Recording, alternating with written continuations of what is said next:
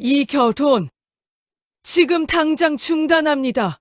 이 여자는 더러운 피입니다. 84살 시할머니가 300명 하객 앞에서 마이크를 잡았습니다. 어디서 굴러왔는지도 모르는 고아를 우리 집안에 들일 순 없어. 혹시라도 범죄자 핏줄이면 어쩝니까? 정신병자 핏줄이면요? 대대손손 우리 집안에 저주가 될 겁니다. 웨딩드레스를 입은 신부는 그 자리에서 눈물을 삼키며 쫓겨났죠. 하지만 그날 손목의 붉은 점 3개가 충격적인 진실을 밝혀냈습니다. 유나를 쫓아낸 사람이 바로 친외할머니였던 겁니다. 과연 결혼식장에서 쫓겨난 고아 출신 신부에게는 무슨 일이 있었던 걸까요? 서유나의 하루는 언제나 같았습니다. 아침 8시 국립문화재연구소 정문을 통과할 때면 어깨가 저절로 펴졌죠. 36살 문화재 복원 전문가로 일한 지 벌써 10년째였습니다. 지하 작업실로 내려가는 계단은 늘 서늘했지만 유나에게는 그곳이 가장 편안한 공간이었어요. 오늘도 조선시대 불상 조각 앞에 앉았습니다. 미세한 균열이 어깨 부분에 나 있었죠. 확대경을 들여다보며 유나는 숨을 참았어요. 손이 조금이라도 떨리면 안 됐습니다. 500년 된 역사를 망칠 수는 없었으니까요. 조금만 더. 이건 급하게 손 떼면 안 돼요. 혼잣말이 작업실에 울렸습니다. 유나의 손은 늘 정확했어요. 떨림 없이 침착하게 마치 시간이 멈춘 것처럼 움직였죠. 하지만 마음속은 달랐습니다. 늘 어딘가 금이 가 있는 것 같았어요. 보이지 않는 균열이 가슴 한가운데를 가로지르고 있었죠. 점심시간이 되자 동료 연구원이 말을 걸어왔습니다.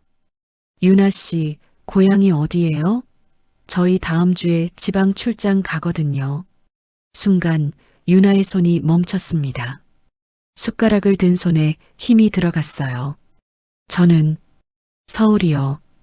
부모님은 뭐 하세요? 돌아가셨어요. 어릴 때요. 대화는 거기서 끝났습니다. 동료는 미안하다는 말을 남기고 자리를 떴죠. 유나는 익숙했어요. 이런 순간이 1년에도 수십 번 찾아왔으니까요. 출신을 묻는 질문, 가족을 묻는 시선, 뿌리를 확인하려는 사람들. 그럴 때마다 유나는 숨이 막혔습니다. 나는 고아다. 뿌리 없는 사람. 스스로에게 되뇌는 말이었지만 받아들이기는 여전히 어려웠어요. 유나는 3살 때 보육원에 맡겨졌습니다. 기억나는 건 없었죠. 누가 데려왔는지, 왜 버려졌는지, 친부모가 누군지 아무것도 몰랐어요. 그저 서유나라는 이름표 하나만 달고 살아왔을 뿐이었습니다. 그래서 유나는 더 조용히 살았어요. 더 바르게, 더 성실하게 살려고 애썼죠. 남에게 패 끼치지 않으려고, 티내지 않으려고 존재를 최대한 지우며 살았습니다. 문화재 복원이라는 일도 그래서 선택했어요. 조용히 혼자 과거의 상처를 치유하는 일. 유나에게는 딱 맞는 직업이었습니다. 그런 유나에게 박정우가 나타났습니다. 작년 가을 연구소에 문화재 기증을 하러 온 사람이었죠. 39살 대학에서 미술사를 가르치는 교수였어요. 차분하고 따뜻한 사람이었습니다. 이 불상 복원 가능할까요? 정우가 가져온 건 고려시대 석불 파편이었어요. 유나는 오랫동안 들여다봤습니다.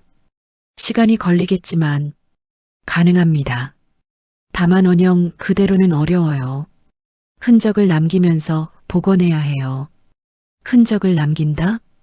금이 간 부분을 감추지 않고 있는 그대로 드러내면서 단단하게 만드는 거죠. 그게 진짜 복원이에요. 정우는 고개를 끄덕였습니다. 그리고 유나를 똑바로 봤어요. 사람도 그렇게 복원할 수 있을까요? 유나는 대답하지 못했습니다. 그 질문이 무슨 뜻인지 알았지만 받아들이기엔 너무 두려웠어요. 그날 이후 정우는 자주 연구소를 찾았습니다. 복원 과정을 궁금해한다는 핑계였지만 유나도 알았어요. 정우가 보러 오는 건 불상이 아니라 자신이라는 걸요. 두 사람은 천천히 가까워졌습니다. 커피를 마시고 산책을 하고 이야기를 나눴죠. 어느 날 저녁 한강변을 걷다가 정우가 물었습니다. 유나 씨는 가족이 없다고 했죠? 네. 어릴 때 다 잃었어요. 힘들었겠어요. 익숙해요. 혼자 사는 게. 정우는 잠시 말이 없었습니다. 그러다 조심스럽게 입을 열었어요. 유나 씨는 어디서 와서가 아니라 지금 어떤 사람인지가 중요해요. 저한테는요. 그 말 하나에 유나의 눈시울이 뜨거워졌습니다. 태어나서 처음 들어보는 말이었어요. 출신을 묻지 않고 과거를 캐묻지 않고 그저 지금의 유나를 봐주는 사람. 정우는 그런 사람이었습니다. 석 달 후 정우가 청혼했습니다. 거창한 이벤트는 없었어요. 작업실에서 복원하던 불상 앞에서 정우는 무릎을 꿇었죠. 저랑 같이 천천히 복원되면서 살아요. 금간 부분도 다 드러내면서요. 유나는 울었습니다. 그리고 고개를 끄덕였어요. 그렇게 결혼이 결정됐습니다. 행복했어요. 처음으로 누군가의 가족이 될 수 있다는 게 믿기지 않았죠. 하지만 유나는 몰랐습니다. 그 결혼식이 인생을 뒤집어 놓을 줄은요. 결혼 날짜가 잡혔습니다. 석 달 후 봄이었어요. 정우는 행복해 보였지만 유나는 불안했습니다. 아직 정우의 가족을 만나지 못했거든요. 정우는 괜찮다고 했지만 유나는 알았어요. 상견례가 쉽지 않을 거라는 걸요. 할머니가 좀 전통적이세요. 그래도 유나 씨 보시면 마음 여실 거예요. 정우의 말에는 확신이 없었습니다. 유나도 느꼈어요. 정우 집안이 보통이 아니라는 걸요. 나중에 알고 보니 정우의 아버지 박기태는 대기업 고문 변호사였고 할머니 이 회장 여사는 명문가 출신이었습니다. 족보를 중시하는 집안이었죠. 상견례 날이 밝았습니다. 2월 마지막 주 토요일 날씨는 포근했지만 유나의 손은 차가웠어요. 정훈의 집은 평창동 한옥이었습니다. 대문을 들어서자 마당에 오래된 소나무가 서 있었죠. 유나는 숨을 깊이 들이마셨습니다. 긴장하지 마세요. 제가 다 얘기했으니까요. 정우가 유나의 손을 꼭 잡았습니다. 하지만 유나는 알았어요. 아무리 얘기해도 소용없을 거라는 걸요. 출신을 중시하는 사람들은 이미 답을 정해놓고 만나거든요. 대청마루에 상이 차려져 있었습니다. 정우의 가족이 앉아 계셨어요. 할머니 이 회장 여사가 상석에 앉아 있었고 아버지 박기태 변호사와 어머니가 그 옆에 있었죠. 이 회장 여사는 84살이었지만 허리는 곧았어요. 기품이 느껴졌죠. 하지만 그 기품이 유나에게는 벽처럼 느껴졌습니다. 어서 오세요. 앉으세요. 박기태 변호사가 먼저 말했습니다. 목소리는 부드러웠지만 표정은 딱딱했어요. 유나는 공손히 절을 했습니다. 처음 뵙겠습니다. 서유나입니다. 네. 앉으세요. 자리에 앉자마자 공기가 무거워졌습니다. 이상하게 숨쉬기가 힘들었어요. 이 회장 여사는 찻잔을 들지도 않고 유나를 계속 바라봤습니다. 위아래로 천천히 마치 물건을 감정하듯 훑어봤어요. 부모는 안 계신다고? 질문이 아니었습니다. 확인이었죠. 유나는 고개를 숙였어요. 네. 어릴 때 돌아가셨습니다. 어릴 때가 언제죠? 3살 때요. 그럼 기억도 없겠네요? 네. 없습니다. 형제는요? 없습니다. 친척은요? 없습니다. 질문이 이어질수록 유나는 작아졌습니다. 마치 신문을 받는 것 같았어요.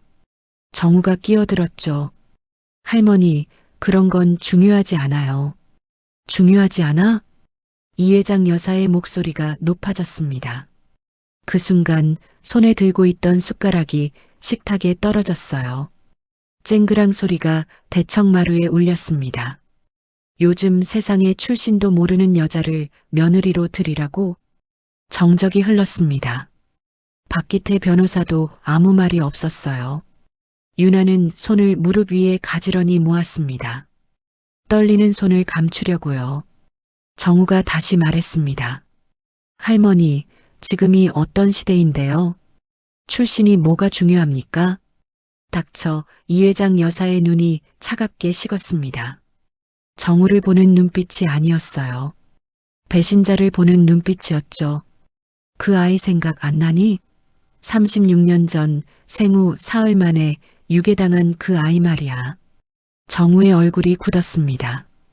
유나는 처음 듣는 이야기였어요. 정훈의 집안에 유괴당한 아이가 있었다는 걸요. 그 일이랑 유나 씨랑 무슨 상관입니까?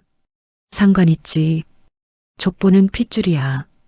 피가 섞이면 집안이 썩는 거라고. 이 회장 여사는 유나를 똑바로 쳐다봤습니다. 경멸이 가득한 눈빛이었어요. 고아 출신이면 어떤 피가 섞여 있는지 알 수가 없잖아요. 범죄자 핏줄일 수도 있고 천민 핏줄일 수도 있고 그런 피가 우리 집안에 섞이는 걸 어떻게 보고만 있어요? 유나는 아무 말도 하지 않았습니다. 할 수 있는 말이 없었어요. 이 회장 여사가 틀린 말을 한 건 아니었으니까요. 유나는 정말 몰랐습니다. 자신의 핏줄이 어디서 왔는지요. 범죄자의 피일 수도, 병든 피일 수도, 저주받은 피일 수도 있었어요. 할머니, 그만하세요. 정우가 일어섰습니다. 유나의 손을 잡으려 했죠. 하지만 유나는 손을 뿌리쳤어요. 그리고 조용히 말했습니다. 죄송합니다. 제가 철없었어요. 감히 이런 집안에 들어올 생각을 했다니요. 유나는 천천히 일어났습니다. 허리를 굽혀 절을 했어요. 정중하게 바르게요. 폐를 끼쳐 죄송합니다. 물러나겠습니다. 유나 씨. 정우가 유나의 팔을 잡았습니다. 하지만 유나는 고개를 저었어요. 눈물은 보이지 않았습니다. 다만 목소리가 조금 떨렸죠. 괜찮아요. 할머니 말씀이 맞아요. 저는 누군지도 모르는 사람이니까요. 유나는 정우의 손을 풀고 대문을 나섰습니다. 뒤돌아보지 않았어요. 보면 무너질 것 같았거든요. 소나무 그림자가 길게 들이운 마당을 지나 대문을 열고 골목으로 나왔습니다. 그제야 다리에 힘이 풀렸어요. 유나는 전봇대에 기댔습니다. 숨을 몰아쉬었죠. 눈물이 나올 것 같았지만 참았어요. 울 자격도 없다고 생각했습니다. 출신을 모르는 게 유나의 잘못은 아니었지만 그래도 미안했어요. 정우에게, 정우 집안에게요. 역시 나는 아무도 될 수 없구나. 평창동 골목은 고요했습니다. 유나는 한참을 그렇게 서 있었어요. 봄바람이 불었지만 춥기만 했습니다. 상견례가 파탄난 후 유나는 결혼을 포기했습니다. 정우에게 연락도 받지 않았어요. 전화도 끊고 문자도 지우고 혼자만의 시간으로 돌아갔죠. 다시 지하 작업실로 내려가 불상만 바라봤습니다. 그게 편했어요. 하지만 정우는 달랐습니다. 매일 연구소 앞에서 기다렸어요. 비가 와도 눈이 와도 퇴근 시간이면 어김없이 나타났죠. 일주일이 지나자 유나가 먼저 나갔습니다. 왜 이러세요? 이제 그만하세요. 안 돼요. 유나 씨 없으면 안 됩니다. 할머니가 반대하시잖아요. 할머니 허락 없이 결혼할 겁니다. 저는 유나 씨랑 살고 싶어요. 정우의 눈은 진심이었습니다. 유나는 망설였지만 결국 고개를 끄덕였어요. 사랑한다는 것만으로 충분하다고 그렇게 믿기로 했습니다. 결혼식 날짜가 다시 잡혔습니다. 4월 첫째 주 토요일이었어요. 정우는 가족을 설득하지 못했지만 혼자서라도 결혼식을 올리겠다고 했습니다. 유나는 불안했지만 참았어요. 정우를 믿기로 했으니까요. 결혼식 전날 밤 유나는 잠을 이루지 못했습니다. 웨딩드레스를 바라보며 생각했어요. 내일이면 누군가의 아내가 된다고요. 가족이 생긴다고요. 그 생각만으로도 눈물이 났습니다. 행복한 눈물이었어요. 4월 첫째 토요일, 하늘은 맑았습니다. 강남의 한 호텔 예식장이었어요. 정우가 예약한 곳이었죠. 크지는 않았지만 단정했습니다. 유나가 원하는 스타일이었어요. 신부 대기실에서 유나는 드레스를 입었습니다. 순백색이었어요. 화려한 장식은 없었지만 단아했죠. 거울 속 유나는 낯설었습니다. 이렇게 예쁜 옷을 입어본 게 처음이었거든요. 유나야, 정말 예쁘다. 보육원 선생님이 와 계셨어요. 유나를 키워준 분이었죠. 친정 어머니 대신 와주신 겁니다. 유나는 선생님 손을 꼭 잡았어요. 선생님, 제가 정말 결혼해도 될까요? 당연하지. 넌 행복할 자격이 있어. 눈물이 날 것 같았지만 참았습니다. 화장이 지워질까 봐요. 유나는 부케를 들었어요. 하얀 장미였죠. 떨리는 손으로 꽃잎을 만졌습니다. 예식장 밖에서 웅성거리는 소리가 들렸습니다. 하객들이 도착한 모양이었어요. 정우 쪽 하객이 많았죠. 유나 쪽은 보육원 선생님과 연구소 동료 몇 명뿐이었습니다. 하지만 괜찮았어요. 오늘만큼은 주인공이니까요. 식순이 시작됐습니다. 사회자의 목소리가 확성기를 타고 흘러나왔어요. 신랑 입장하시겠습니다. 음악이 흘렀습니다. 유나는 문틈으로 살짝 내다봤어요. 정우가 단상으로 걸어가고 있었죠. 긴장한 얼굴이었지만 행복해 보였습니다. 유나도 미소 지었어요. 이제 신부 입장하시겠습니다. 문이 열렸습니다. 유나는 천천히 걸었어요. 양쪽에 앉은 하객들이 돌아봤죠. 박수 소리가 났습니다. 유나는 고개를 들고 정우를 봤어요. 정우도 유나를 보고 있었습니다. 눈이 촉촉했어요.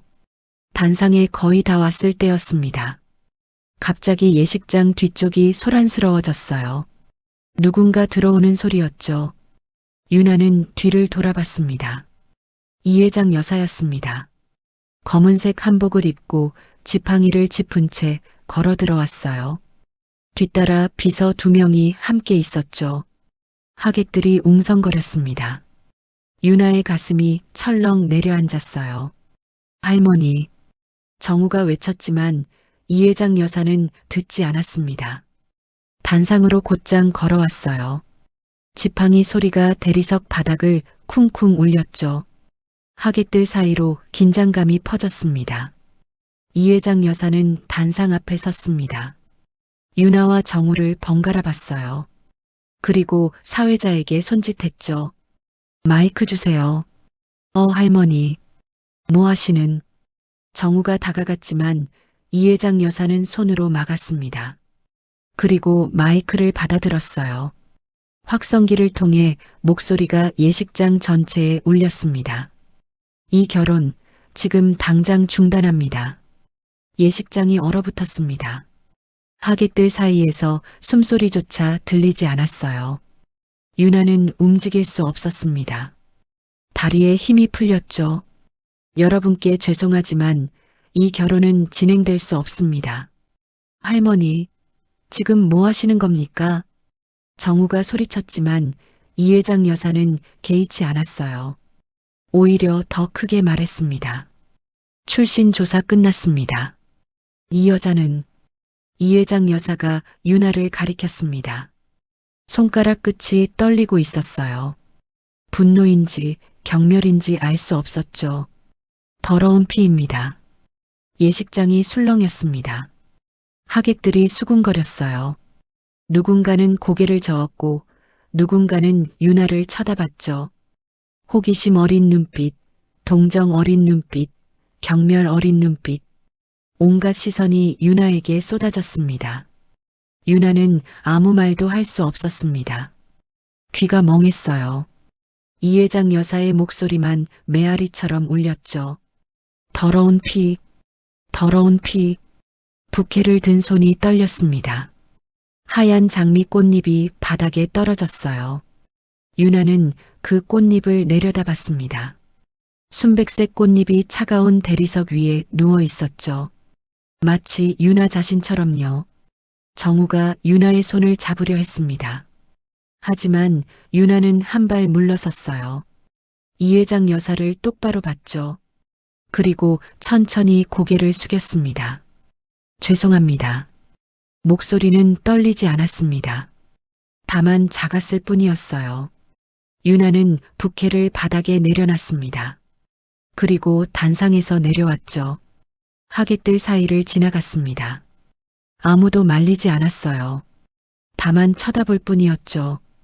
유나는 예식장 문을 열고 나갔습니다. 뒤에서 정우가 부르는 소리가 들렸지만 돌아보지 않았어요. 복도는 텅 비어 있었습니다.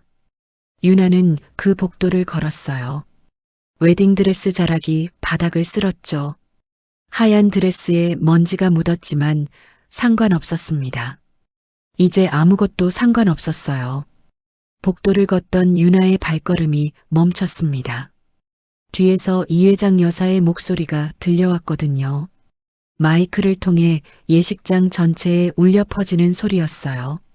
여러분, 들으세요. 이 여자의 정체를 알려드리겠습니다. 유나는 돌아서지 않았습니다. 하지만 걸음을 멈출 수밖에 없었어요. 다리가 굳어버렸죠.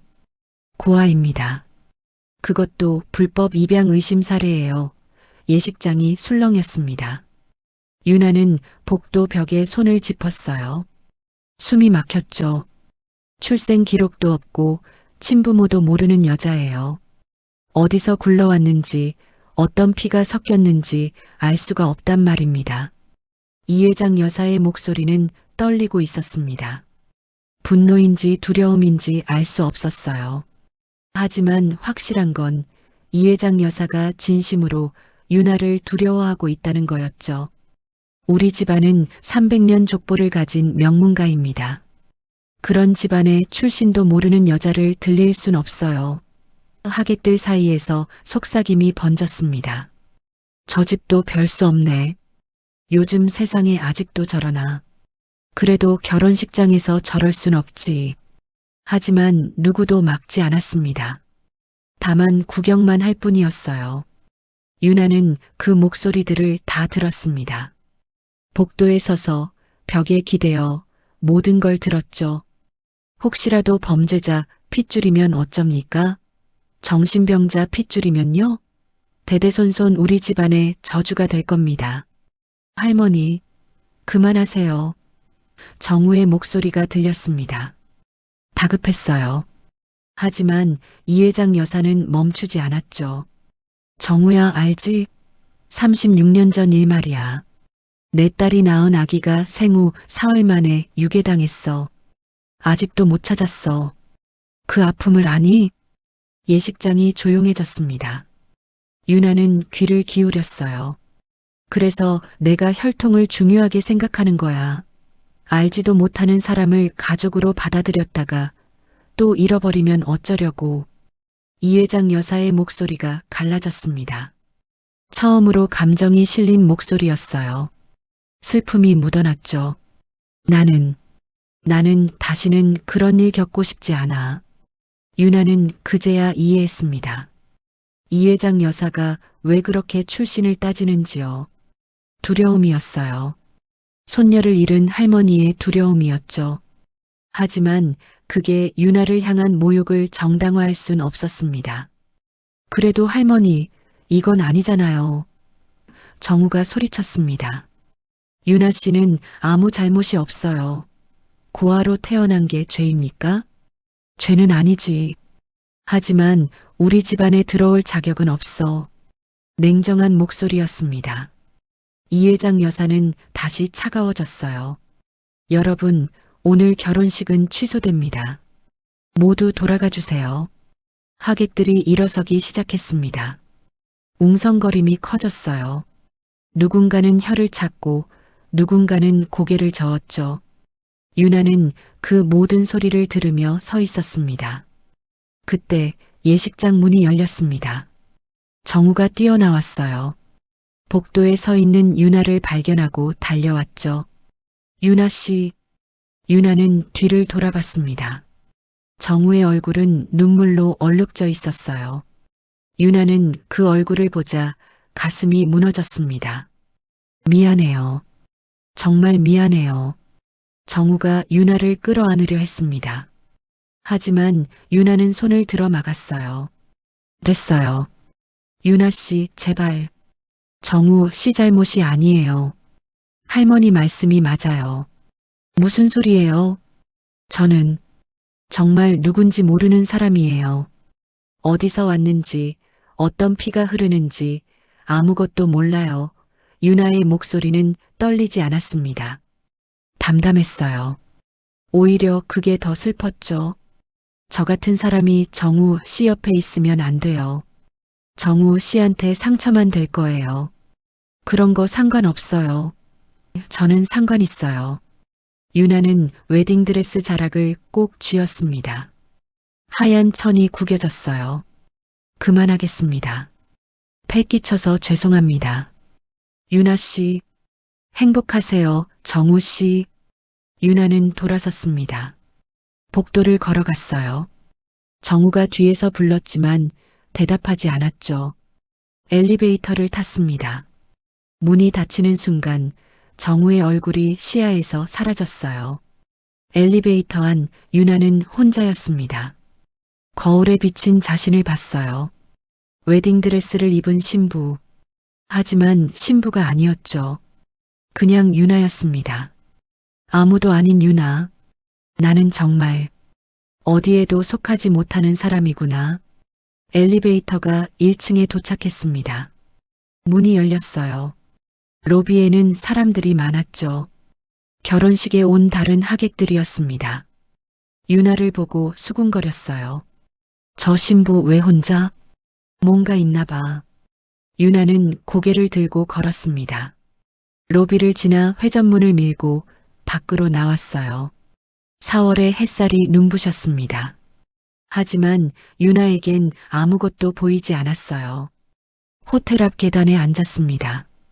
웨딩드레스가 바닥에 깔렸죠. 지나가는 사람들이 쳐다봤지만 신경 쓰지 않았어요. 유나는 그저 하늘을 올려다봤습니다. 나는 누구일까? 처음으로 진심으로 궁금했습니다. 유나는 누구인지, 어디서 왔는지, 왜 버려졌는지. 36해 동안 묻지 않았던 질문들이 가슴속에서 터져나왔어요. 그때 누군가 유나 옆에 앉았습니다. 보육원 선생님이었어요. 유나야. 선생님. 저는 말이 나오지 않았습니다. 유나는 처음으로 무너졌어요. 선생님 품에 안겨 울었죠. 36해 동안 참았던 눈물이 쏟아졌습니다. 괜찮아. 다 괜찮아질 거야. 선생님이 유나의 등을 토닥였습니다. 하지만 유나는 알았어요. 괜찮아질 리 없다는 걸요. 이미 모든 게 끝났으니까요. 유나는 한참을 울었습니다. 보육원 선생님은 아무 말 없이 등을 토닥여 주셨어요. 호텔 앞을 지나가는 사람들이 쳐다봤지만 유나는 더 이상 신경 쓰지 않았습니다. 모든 게 끝났으니까요. 이제 어떻게 해야 할까요? 유나가 떨리는 목소리로 물었습니다. 선생님은 유나의 손을 꼭 잡아주셨어요. 일단 일어나자. 여기 이러고 있으면 안 돼. 네. 유나는 천천히 일어섰습니다. 웨딩드레스 자락에 먼지가 묻어 있었어요. 하얀 드레스가 더 이상 하얗지 않았죠. 유나는 드레스를 털었지만 소용없었습니다. 그때 호텔 입구에서 소란이 일었습니다. 누군가 급하게 뛰어나오는 소리였어요. 유나는 고개를 들었죠. 정우였습니다. 유나 씨, 정우가 계단을 뛰어내려왔습니다. 숨이 가빠 보였어요. 얼굴은 창백했고 눈은 충혈돼 있었죠. 유나는 한 발 물러섰습니다.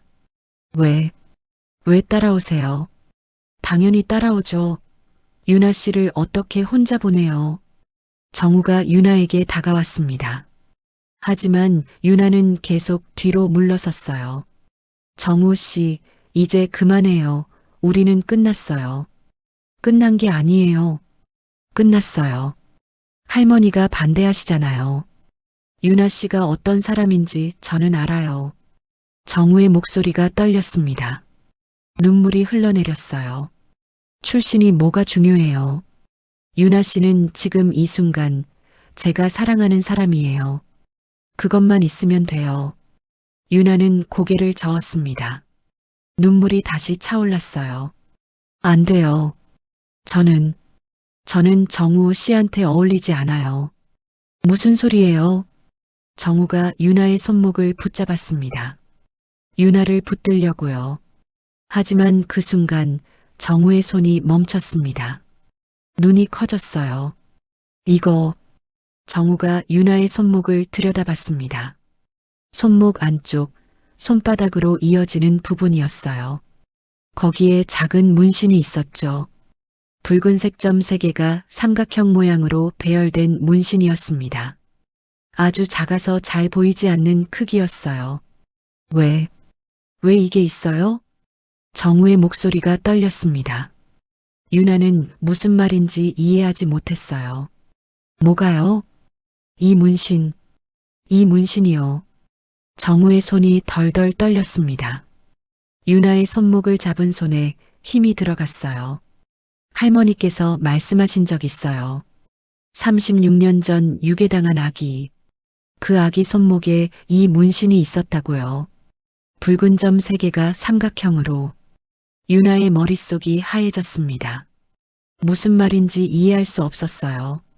무슨 말씀이세요? 우리 집안 여자들한테만 나타나는 유전적 특징이래요. 할머니께도 있고 할머니 딸. 그러니까 제 이모님께도 있었대요. 정우가 유나를 똑바로 봤습니다. 눈에 믿을 수 없다는 표정이 가득했어요.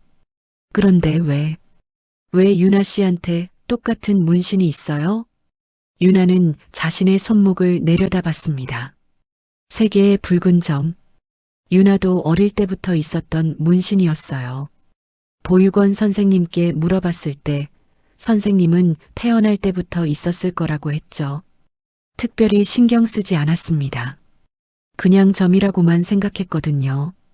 저는 모르겠어요. 어릴 때부터 있었어요. 어릴 때부터? 정우의 얼굴이 창백해졌습니다. 뒤로 비틀거렸어요. 선생님이 정우를 붙들었죠. 괜찮으세요? 아닙니다.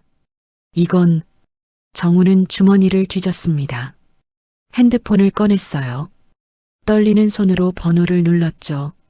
할머니, 지금 당장 나오세요. 중요한 걸 발견했어요. 목소리는 다급했습니다. 유나는 영문을 몰랐어요. 무슨 일이 벌어지는 건지 이해할 수 없었죠. 5분 후 이 회장 여사가 호텔 밖으로 나왔습니다.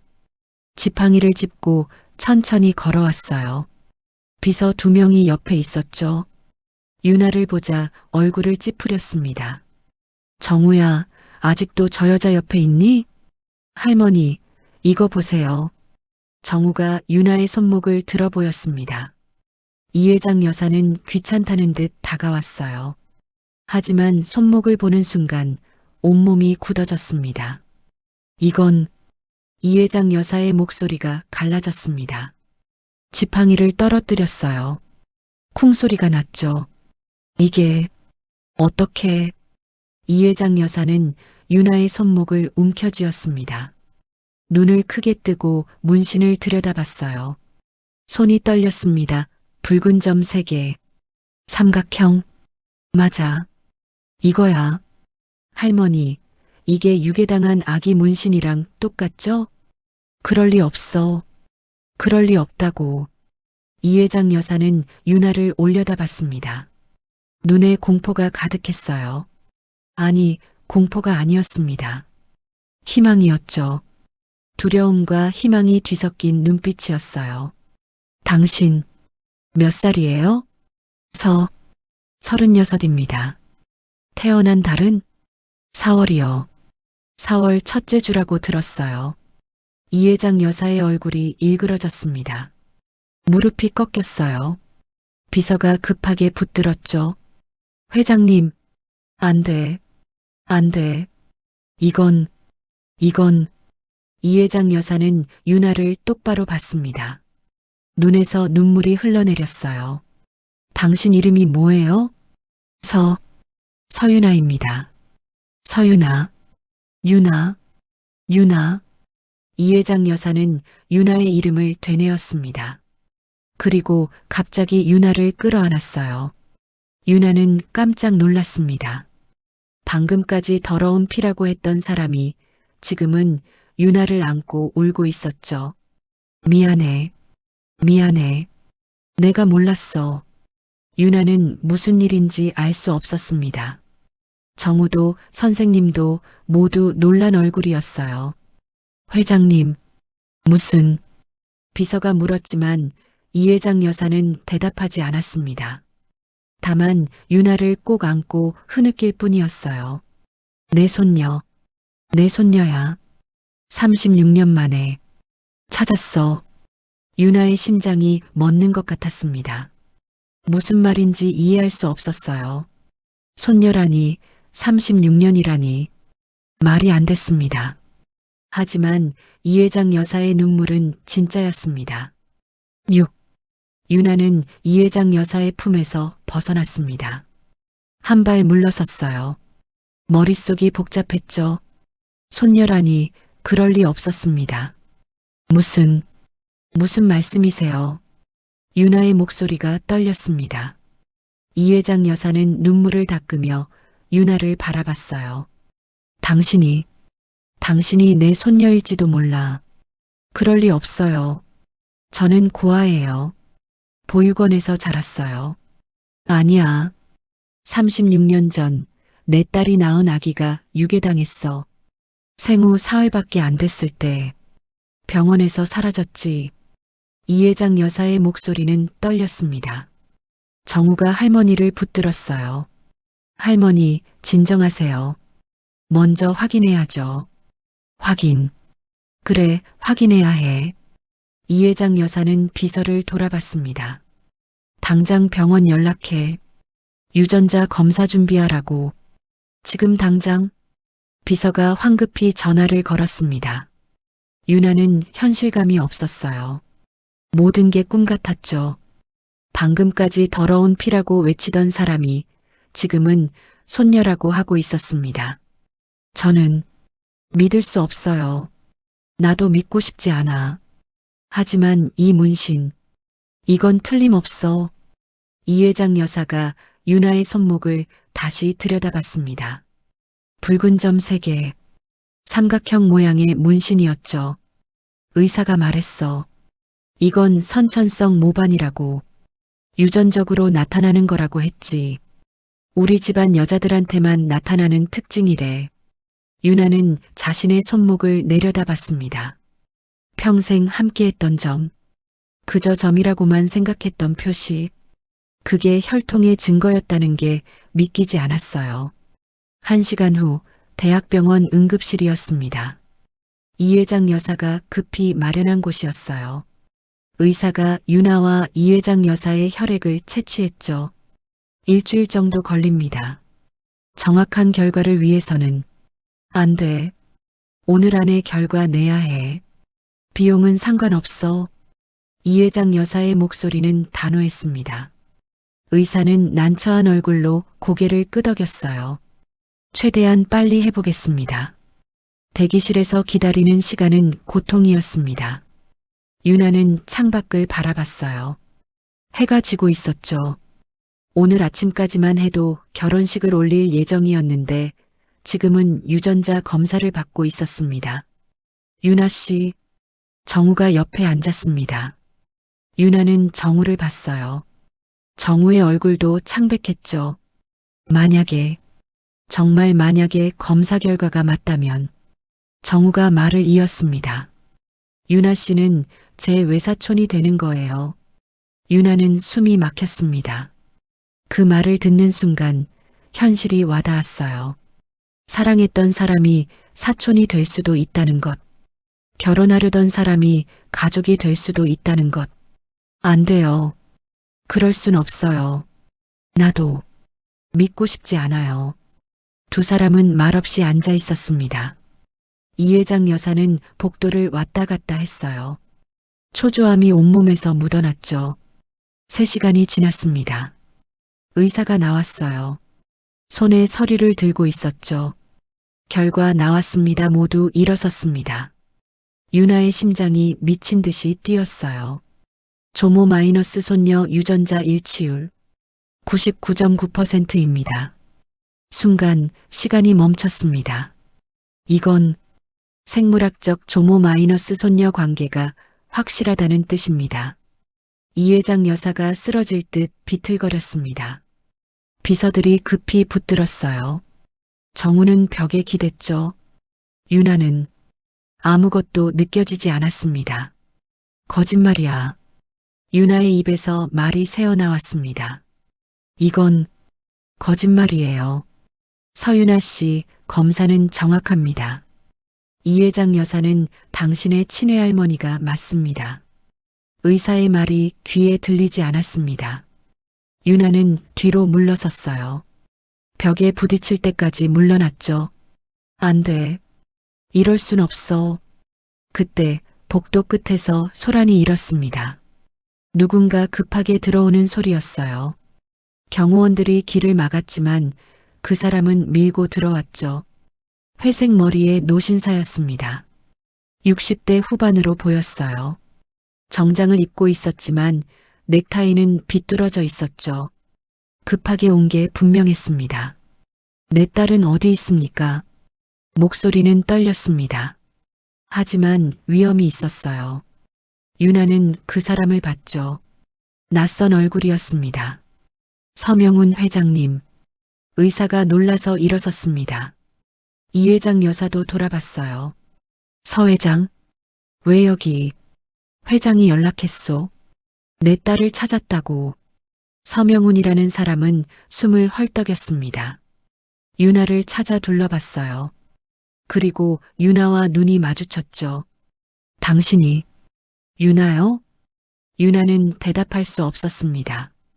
서명훈은 천천히 다가왔어요. 유나 앞에 섰죠. 그리고 유나의 얼굴을 들여다봤습니다. 내 딸이 맞소. 서명훈의 눈에서 눈물이 흘러내렸습니다. 60대 노인이 아이처럼 울었어요. 36년을 찾았소. 유나는 뒤로 물러섰습니다. 이해할 수 없었어요. 이 사람이 누군지, 왜 우는지요. 저는 서유나예요. 고하고요. 아니요. 당신은 서지훈이요. 내 장녀요. 서명훈이 주머니에서 서류를 꺼냈습니다. 오래된 사진도 함께 나왔어요. 신생아 사진이었죠. 손목에 붉은 점 3개가 선명했습니다. 이게 당신이요. 생후 사흘 때 찍은 마지막 사진이요. 유나는 사진을 받아들었습니다. 떨리는 손으로 들여다봤어요. 작은 아기, 손목에 문신, 유나 자신과 똑같은 문신이었습니다. 안 돼요. 이건 유괴범이 당신을 데려갔소. 병원에서요. 그리고 불법 입양 조직에 넘겼지. 나는 36년 동안 찾았소. 매일 매순간. 서명훈의 목소리가 갈라졌습니다. 이제야 찾았소. 내 딸을. 유나의 손에서 사진이 떨어졌습니다. 바닥에 나뒹굴었어요. 유나는 주저앉았죠. 다리에 힘이 풀렸습니다. 나는 누구예요? 유나는 모든 게 무너졌습니다. 36년 동안 고아였던 삶, 뿌리 없이 살았던 시간, 그 모든 게 거짓이었습니다. 유나에게는 부모가 있었어요. 가족이 있었죠. 찾아 헤맨 부모가 있었습니다. 이 회장 여사가 유나 옆에 무릎을 꿇었습니다. 미안해. 정말 미안해. 내가 너한테 한 짓을. 유나는 고개를 들었습니다. 이 회장 여사를 봤어요. 더러운 피라고 외치던 사람. 그 사람이 유나의 친외 할머니였습니다. 병원 복도는 고요했습니다. 누구도 말을 하지 않았어요. 유나는 바닥에 주저앉아 있었고 서명우는 유나를 내려다보고 있었죠. 이 회장 여사는 무릎을 꿇은 채 유나의 손을 잡고 있었습니다. 거짓말이야. 유나가 중얼거렸습니다. 목소리는 공허했어요. 이건 다 거짓말이야. 유나야, 아니야. 이건 진실이야. 서명훈이 무릎을 꿇었습니다. 유나와 눈높이를 맞췄어요. 너는 내 딸이야. 서지윤. 내가 36년 동안 찾아 헤맨 내 딸이란다. 아니에요. 저는 서윤아예요. 고하고. 유나라는 이름도 지윤에서 온 거야. 유괴범들이 이름을 바꿨겠지. 흔적을 지우려고. 서명훈의 설명에 유나는 머리를 흔들었습니다. 받아들일 수 없었어요. 36년 동안 고아였는데 갑자기 재벌가 딸이라니요. 말도 안 됐습니다. 정우가 벽에서 떨어져 나왔습니다. 유나에게 다가왔어요. 얼굴은 창백했죠. 유나 씨, 아니 사촌. 정우의 목소리가 갈라졌습니다. 저는 유나 씨를 사랑했어요. 결혼하려고 했어요. 말을 잇지 못했습니다. 눈물이 흘러내렸어요. 유나도 정우를 봤죠. 사랑했던 사람, 결혼하려던 사람, 그 사람이 외사촌이었습니다. 안 돼. 이럴 순 없어. 유나가 일어섰습니다. 비틀거리며 복도를 걸었어요. 도망치고 싶었죠. 이 모든 상황에서 벗어나고 싶었습니다. 유나야, 기다려. 서명훈이 뒤따라왔습니다. 하지만 유나는 멈추지 않았어요. 계단을 내려갔죠. 한 층, 두 층, 정신없이 내려갔습니다. 1층 로비에 도착했을 때 유나는 멈췄습니다. 갈 곳이 없었어요. 어디로 가야 할지 몰랐죠. 유나는 로비 의자에 주저앉았습니다. 나는 누구지? 36년 동안 서윤아로 살았습니다. 고아 서윤아, 뿌리 없는 서윤아. 그게 유나의 정체성이었어요. 하지만 이제 그게 아니었습니다. 유나는 서지윤이었어요. 재벌가의 장녀, 유괴당한 딸. 서명훈이 로비로 내려왔습니다. 숨을 헐떡이며 유나 옆에 앉았어요. 유나야, 아빠가 미안하다. 아빠라고 부르지 마세요. 유나의 목소리는 차가웠습니다. 저는 당신을 모릅니다. 아빠도 아니고 가족도 아니에요. 하지만 혈연은 부정할 수 없어. 검사 결과가 뭐가 중요해요? 유나가 소리쳤습니다. 로비에 있던 사람들이 돌아봤어요. 하지만 유나는 신경 쓰지 않았죠. 저는 36년을 혼자 살았어요. 부모 없이, 가족 없이. 그런데 이제 와서 딸이라고요? 가족이라고요? 눈물이 쏟아졌습니다. 서명훈은 아무 말도 하지 못했어요. 다만 고개를 숙였죠. 미안하다. 정말 미안하다. 아빠가 지키지 못해서. 서명훈도 울었습니다. 60대 노인이 어린아이처럼 흐느꼈어요. 매일 찾았어. 사립탐정을 고용하고 경찰에 압력을 넣고 전국을 뒤졌어. 하지만 찾을 수 없었어. 너무 늦었어. 유나는 서명훈을 봤습니다. 진심으로 후회하는 얼굴이었어요. 유나의 가슴이 아팠죠. 하지만 용서할 수는 없었습니다. 36년의 외로움은 용서로 지워지지 않았거든요. 그때 엘리베이터가 열렸습니다. 이 회장 여사와 정우가 내려왔어요. 이 회장 여사는 지팡이에 의지한 채 천천히 걸어왔죠. 유나야. 이 회장 여사의 목소리는 떨렸습니다. 할머니가 잘못했어. 유나는 이 회장 여사를 똑바로 봤습니다. 더러운 피라고 외치던 사람, 결혼식을 망친 사람, 그 사람이 지금은 할머니라고 했어요. 더러운 피, 맞죠? 유나가 냉정하게 말했습니다. 제가 더러운 피라고 하셨잖아요. 출신도 모르는 여자라고요. 이 회장 여사의 얼굴이 일그러졌습니다. 미안해. 정말 미안해. 나는 몰랐어. 몰랐다고 해서 없던 일이 되나요? 유나의 목소리는 차가웠습니다. 할머니는 저를, 제 손녀를 더럽다고 했어요. 결혼식장에서 사람들 앞에서요. 유나야, 제발. 이제 와서 손녀라고 하지 마세요. 저는 받아들일 수 없어요. 이 회장 여사는 그 자리에서 주저앉았습니다. 지팡이가 바닥에 떨어졌어요. 84살 노인이 무너졌죠. 정우가 할머니를 붙들었습니다. 하지만 이 회장 여사는 유나만 봤어요. 내가 내 손녀한테 한 짓이 후회가 목소리에 배어 있었습니다. 하지만 유나는 돌아섰어요. 더 이상 보고 싶지 않았죠. 유나 씨, 정우가 유나를 불렀습니다. 유나는 걸음을 멈췄어요. 하지만 돌아보지 않았죠. 저는 유나 씨를 사랑했어요. 진심으로요. 정우의 목소리가 떨렸습니다. 하지만 이제는 안 되겠죠. 유나는 대답하지 않았습니다. 대답할 수 없었어요. 정우를 여전히 사랑했으니까요. 하지만 외사촌이었죠. 법적으로는 결혼이 가능했지만 가족의 반대와 윤리적 문제는 넘을 수 없는 벽이었습니다. 미안해요. 정우 씨, 유나가 작게 말했습니다. 저도 사랑했어요. 그리고 병원 밖으로 걸어 나갔습니다.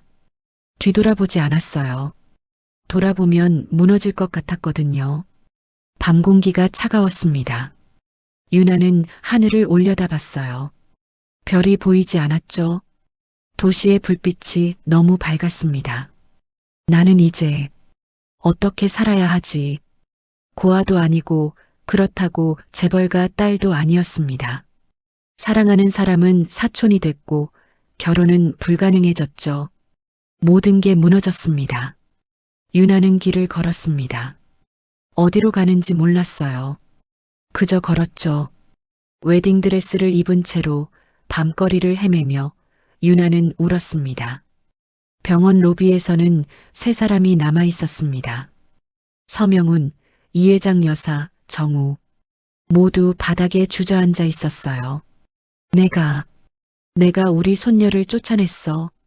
이 회장 여사가 흐느꼈습니다. 36년 만에 찾았는데 내 손으로 다시 쫓아냈어. 그날 밤 결혼식장은 장례식장처럼 조용했습니다. 하객들은 모두 떠났고 꽃장식만 남아 있었어요. 유나가 떨어뜨린 부케도 그대로 있었죠.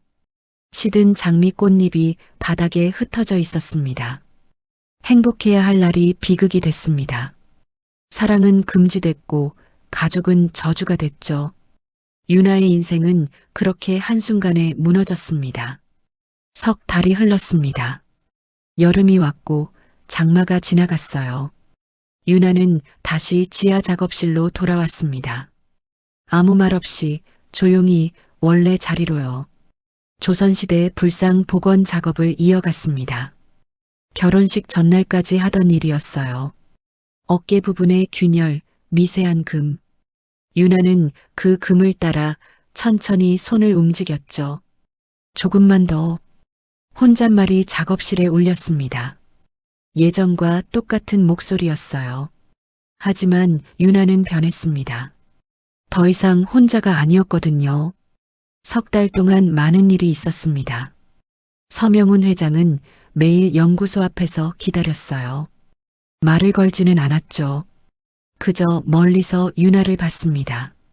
딸의 출퇴근을 지켜보는 것만으로도 행복해 보였어요. 이 회장 여사는 윤아에게 편지를 보냈습니다. 일주일에 한 번씩 손편지였어요. 사과의 말로 가득했죠. 윤아는 읽지 않았습니다. 읽을 용기가 없었거든요. 하지만 버리지도 않았어요. 서랍 깊숙이 넣어뒀죠. 정우는 연락하지 않았습니다. 윤아도 마찬가지였어요. 사랑했지만 이룰 수 없었죠. 외사촌이라는 사실이 모든 걸 복잡하게 만들었습니다. 가끔 정우 생각이 났지만 윤아는 참았어요. 그게 맞는 일이라고 믿었습니다. 7월 말 윤아는 불상 복원을 끝냈습니다. 500년 된 불상이 다시 온전한 형태를 갖췄어요. 어깨의 균열은 여전히 보였습니다. 완벽하게 지워지진 않았죠. 하지만 단단했어요. 더 이상 무너지지 않을 만큼요. 드디어 끝났네요. 윤아는 불상을 바라봤습니다. 금이 간 부분을 특수 접착제로 이었지만 흔적은 남았어요. 오히려 그 흔적이 아름다워 보였습니다. 상처가 역사가 됐죠. 윤아야. 뒤에서 목소리가 들렸습니다. 윤아는 돌아봤어요. 서명훈 회장이 작업실 입구에 서 있었죠. 회장님. 윤아는 여전히 아버지라고 부르지 못했습니다. 서명훈도 강요하지 않았어요. 들어와도 될까? 네. 서명훈이 천천히 들어왔습니다. 불상을 봤어요. 완성했구나. 네. 오래 걸렸어요. 시간이 걸려도 괜찮아. 제대로 된 복원은 천천히 해야 하니까. 서명훈이 윤아 옆에 섰습니다. 함께 불상을 바라봤어요. 금이 간 부분. 남아있네. 네. 완전히 지울 순 없어요. 하지만 이제 무너지지 않아요. 그것만으로도 충분해. 서명훈의 목소리가 떨렸습니다. 불상 이야기만 하는 게 아니었어요. 윤아도 알았죠. 윤아야. 서명훈이 무릎을 꿇었습니다. 윤아는 놀라서 말렸어요. 회장님, 왜 그러세요? 아버지 자격 없다. 나도 알아. 서명훈의 눈에 눈물이 맺혔습니다. 36년. 내 옆에 없었어. 너 혼자 자라게 했지. 아빠 노릇 한 번 못했어. 회장님. 하지만 같이 늙어갈 기회는 주겠니? 서명훈이 윤아를 올려다봤습니다. 이제부터라도 내 옆에 있고 싶어? 늦었지만 아주 늦진 않았다고 믿고 싶어? 윤아의 눈시울이 뜨거워졌습니다. 석 달 동안 참았던 눈물이 터질 것 같았어요. 저는 말이 막혔습니다. 윤아는 천천히 고개를 끄덕였어요. 네, 천천히요. 천천히 해봐요. 서명훈이 윤아를 끌어안았습니다. 윤아도 처음으로 서명훈을 받아들였어요. 아버지라고 부르진 못했지만 거부하지도 않았죠. 이튿날 윤아는 서명훈의 집을 방문했습니다. 한남동 저택이었어요. 크고 화려했지만 윤아에겐 낯설었죠. 거실에 이 회장 여사가 앉아 있었습니다. 윤아를 보자 일어섰어요. 윤아야. 목소리는 조심스러웠습니다. 윤아는 고개를 숙였어요. 할머니. 처음으로 할머니라고 불렀습니다. 이 회장 여사의 눈에서 눈물이 흘러내렸어요. 고맙다. 정말 고맙다. 저도 미안했어요. 너무 차갑게 대해서. 아니야. 할머니가 잘못했어. 너한테 상처 준 건 나야. 두 사람은 마주보며 울었습니다. 석 달 동안 쌓였던 서로의 아픔이 터져나왔어요. 정우도 있었습니다. 거실 한 구석에 조용히 앉아 있었죠. 윤아와 눈이 마주쳤습니다. 정우는 미소 지었어요. 슬픈 미소였죠. 윤아 씨, 잘 지냈어요? 응. 어색했습니다. 사랑했던 사이가 사촌이 됐으니까요. 하지만 미워하지 않았어요. 오히려 고마웠죠. 가족이 생겼다는 게요. 정우야. 유나가 먼저 말했습니다. 우리 다시 시작할 수 있을까? 가족으로. 정우는 잠시 말이 없었습니다. 그러다 고개를 끄덕였어요. 시간이 걸리겠지만 해볼게요. 그날 저녁 가족들은 함께 식사를 했습니다. 36년 만에 모인 자리였어요. 어색했지만 따뜻했죠. 유나야, 이름을 바꿀 생각은 없니? 서명훈이 물었습니다. 원래 이름은 서지훈이었어. 돌아갈 수도 있어. 유나는 고개를 저었습니다. 아니요. 저는 서유나로 살고 싶어요. 유나로? 네. 36년을 유나로 살았어요. 이제 와서 바꿀 순 없어요. 유나는 가족들을 돌아봤습니다. 이제 제 이름으로 살고 싶어요. 유나라는 이름으로요. 서명우는 고개를 끄덕였습니다. 알았어. 서유나. 좋은 이름이야. 그날 밤 유나는 연구소로 돌아왔습니다. 지하 작업실에 앉아 불상을 봤어요. 금이 간 부분이 보였죠. 하지만 아름다웠습니다. 유나는 자신의 손목을 봤습니다. 세 개의 붉은 점, 삼각형 문신, 평생 함께한 표시였어요. 이제는 그 의미를 알았죠. 가족의 증표였습니다. 나는 더 이상 고아가 아니야. 혈통에 집착했던 집안은 무너졌습니다. 이 회장 여사는 족보보다 사람이 중요하다는 걸 배웠어요. 잃어버렸던 가족은 다시 이어졌죠. 유나는 불상처럼 복원됐습니다. 금은 여전히 남아 있었지만 더 이상 무너지지 않았어요. 상처는 지워지지 않았지만 그 상처가 유나를 더 단단하게 만들었습니다. 창밖으로 여름밤 달빛이 들어왔습니다. 유나는 미소 지었어요. 처음으로 진심으로 행복했습니다. 이제 시작이구나. 새로운 삶이 시작됐습니다. 서유나로서, 서명훈의 딸로서, 이 회장 여사의 손녀로서, 정우의 사촌으로서요. 뿌리를 찾은 유나는 더 이상 흔들리지 않았습니다. 땅에 단단히 뿌리내린 나무처럼 유나는 이제 바람에도 꺾이지 않을 사람이 됐어요. 그렇게 유나의 이야기는 끝이 아닌 시작으로 마무리됐습니다. 36년 만에 뿌리를 찾은 유나의 이야기가 여러분의 가슴을 울렸다면 무료인 구독과 좋아요 부탁드립니다. 여러분은 혈통이나 출신보다 더 소중한 것이 무엇이라고 생각하시나요? 그리고 뿌리를 잃고 살다가 다시 찾게 된다면 어떤 선택을 하실 건가요? 댓글로 여러분의 생각을 나눠주세요. 오늘도 함께 해주셔서 감사합니다. 다음 영상에서 또 만나요.